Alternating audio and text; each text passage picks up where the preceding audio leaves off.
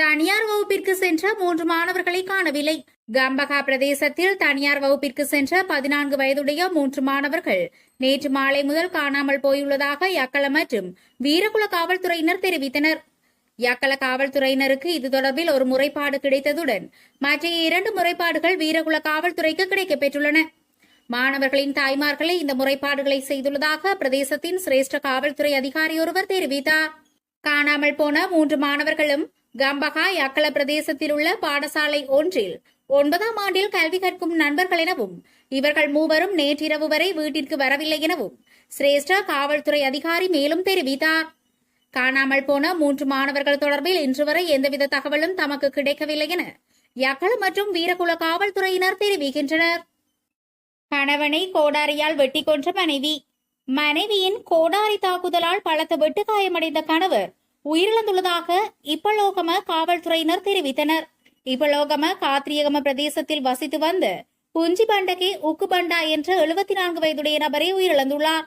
உயிரிழந்தவரின் மனைவியான 59 வயதுடைய பெண் சந்தேகத்தின் பேரில் கைது செய்யப்பட்டுள்ளதாக காவல்துறையினர் தெரிவித்தனர். இறந்தவர் தனது வீட்டின் வரவேற்பறையில் திறந்த பகுதியில் தரையில் உறங்கிக் கொண்டிருந்த போது சந்தேக நபரான அவரது மனைவி இறந்தவரின் தலையில் கோடரியால் தாக்கியுள்ளார். இந்த தாக்குதலில் படுகாயமடைந்த அவர் சிகிச்சை பெற்று வந்த நிலையில் உயிரிழந்துள்ளார். உயர்தர பரீட்சை பெறுபவர்கள் குறித்து வெளியான தகவல். 2023ஆம் ஆண்டிற்கான காப்போத உயர்தர பரீட்சையின் பெறுபவர்கள் இன்று வெளியாகும் என எதிர்பார்க்கப்பட்டுள்ளதாக தெரிவிக்கப்பட்டுள்ளது. குறித்த தகவலை இலங்கை பரீட்சைகள் திணைக்களம் தெரிவித்துள்ளது. அத்தோடு 2023ஆம் ஆண்டிற்கான காப்போத உயர்தர பரீட்சை 2024ஆம் ஆண்டு ஜனவரி 4ஆம் தேதி ஆரம்பிக்கப்பட்டது. தனியார் பல்கலைக்கழகங்களில் பட்டப்படிப்பு மாணவர்களுக்கு அடித்த அதிர்ஷ்டம். தனியார் பல்கலைக்கழகங்களில் பட்டப்படிப்பை மேற்கொள்ளும் மாணவர்களுக்கு வட்டியில்லா கடன் வழங்குவதற்கான வரம்பு 10 லட்சம் ரூபாவாக அதிகரிக்கப்பட உள்ளதாக கல்வி அமைச்சு வட்டாரங்கள் தெரிவித்துள்ளன. மேலும் இம்முறை கடனை பெறுவதற்கான பிணை நிபந்தனைகளும் அதிகரிக்கப்பட உள்ளன. தற்போது தனியார் பல்கலைக்கழகங்களில் பதிவு செய்துள்ள மாணவர்கள் தொடர்பான தகவல்களை சேகரிக்கும் பணியை உயர்கல்வி அமைச்சு நிறைவு செய்துள்ளது. அந்த தகவலின் அடிப்படையில் இம்முறை கடன் வழங்கப்படும் மாணவர்களின் எண்ணிக்கை தீர்மானிக்கப்படும். இவரிடம் மாணவர்களின் எண்ணிக்கையில் அதிகரிப்பு ஏற்பட்டுள்ளதாகவும் தேவைப்பட்டால் இன்னும் கூடுதலான மாணவர்களுக்கு கடனுதவி வழங்க முடியும் எனவும் நிதியமைச்சு தெரிவித்துள்ளது. இந்த கடன் திட்டத்தில் இதுவரை 7 குழுக்களில் மாணவர்கள் சேர்க்கப்பட்டுள்ளனர். அந்த மாணவர்களுக்கு இதுவரை வழங்கப்பட்ட அதிகபட்ச கடன் வரம்பு 8 லட்சம் ரூபாய். 4 ஆண்டு பட்டப்படிப்புக்கு 8 லட்சம் ரூபாயும் 3 ஆண்டு பட்டப்படிப்பிற்கு 6 லட்சம் ரூபாயும் வழங்கப்பட்டது. கடந்த ஆண்டு இந்த கடன் திட்டத்தில் சேர்ந்த மாணவர்களின் எண்ணிக்கை சுமார் 3500 ஆகும். வெளிநாட்டிலிருந்து வந்த அரசியல்வாதி கட்டுநாயக்கவில் கைது. வெளிநாட்டு சிகரெட் தொகையுடன் இலங்கை வந்த அரசியல்வாதி ஒருவர் கைது செய்யப்பட்டுள்ளார். காவல்துறை போதைப்பொருள் ஒழிப்பு பிரிவின் கட்டுநாயக்க விமான நிலைய அதிகாரிகள் மேற்கொண்ட சுற்றிவளைப்பின் போதே இந்த சந்தேக நபர் கைது செய்யப்பட்டுள்ளார். சந்தேக நபர் சக்தி வாய்ந்த அரசியல் கட்சியை பிரதிநிதித்துவப்படுத்தும் முன்னாள் மாகாண சபை உறுப்பினர் என்ற தகவல் வெளியாகியுள்ளது. அவர் அங்கு வைத்திருந்த 6000 சிகரெட்டுகள் கண்டுபிடிக்கப்பட்டன. இதன் பெறுமதி சுமார் 5 லட்சம் ரூபாய் என மேலதிக தகவல்கள் தெரிவிக்கின்றன.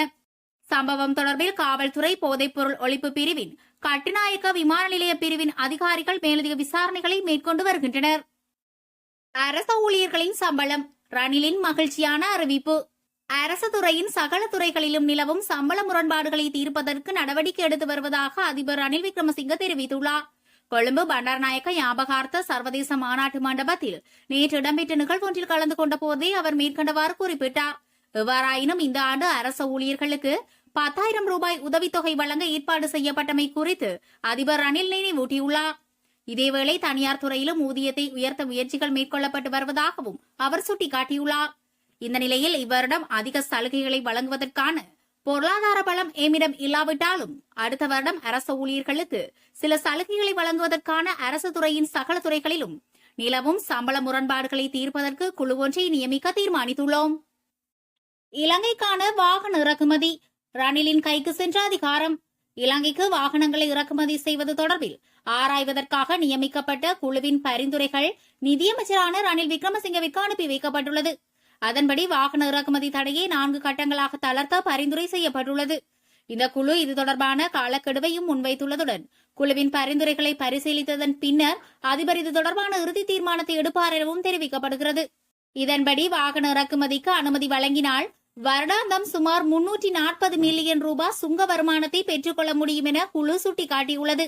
இந்த நிலையில் வர்த்தக வாகனங்கள், பொது போக்குவரத்து சேவை வாகனங்கள், மோட்டார் சைக்கிள்கள், முச்சக்கர வண்டிகள் போன்றவற்றை இறக்குமதி செய்வதற்கு, இறுதியாக கார்கள் மற்றும் சொகுசு வாகனங்கள் இறுதி செய்வதற்கும் பரிந்துரைகள் செய்யப்பட்டுள்ளது. பல்கலைக்கழக ஊழியர்களை பணிக்கு திரும்புமாறு அழைப்பு. நாட்டை காக்கும் நாளைய தலைவர்களின் எதிர்காலம் கருதி தொழிற்சங்க நடவடிக்கைகளில் ஈடுபட்டுள்ள அனைத்து தரப்பினரையும் உடனடியாக பணிக்கு திரும்புமாறு பல்கலைக்கழக ஆணையங்கள் ஆணைக்குழுவின் தலைவர் பணித்துள்ளார். சம்பள முரண்பாடுகளை தீர்த்தல் உட்பட பல்வேறு கோரிக்கைகளை முன்வைத்து இம்மாதம் 2ஆம் தேதி முதல் தொடர்ச்சியான வேலைநிறுத்தத்தில் ஈடுபட்டுள்ள பல்கலைக்கழக நிர்வாக உத்தியோகத்தர்கள் மற்றும் போதனை சாரா பணியாளர்களை உடனடியாக பணிக்கு திரும்ப பணித்து அந்தந்த தொழிற்சங்கங்களின் தலைவர்களுக்கு பல்கலைக்கழக மானியங்கள் ஆணைக்குழு தலைவர் சிரேஷ்ட பேராசிரியர் சம்பத் அமரதுங்க அனுப்பி வைத்துள்ள கடிதத்திலேயே இந்த பணிப்புரையை விடுத்துள்ளார்.